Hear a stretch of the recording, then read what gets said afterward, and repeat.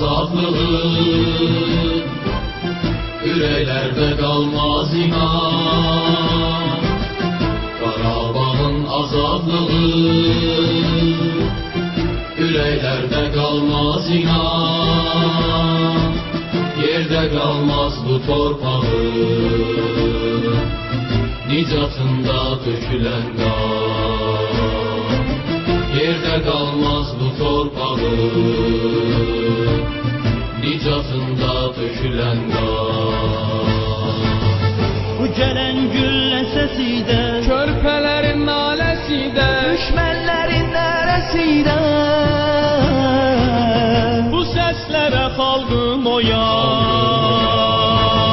Bu gelen güllə səsi də, körpələrin naləsi də, düşmənlərin nərəsi də, bu səslərə xalqım oyan. Bu səslərə xalqım oyan. Qarabağın azadlığı,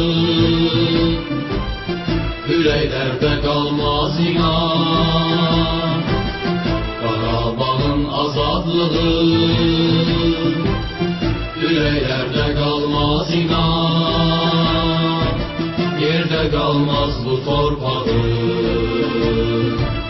nicatında dökülen kan. Yerde kalmaz bu torpağı,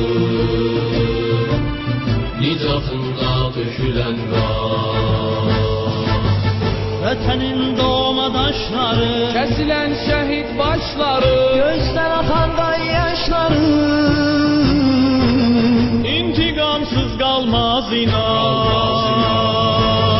Vətənin doğma daşları, kesilen şehit başları, gözden akan kan yaşları, intikamsız kalmaz inan.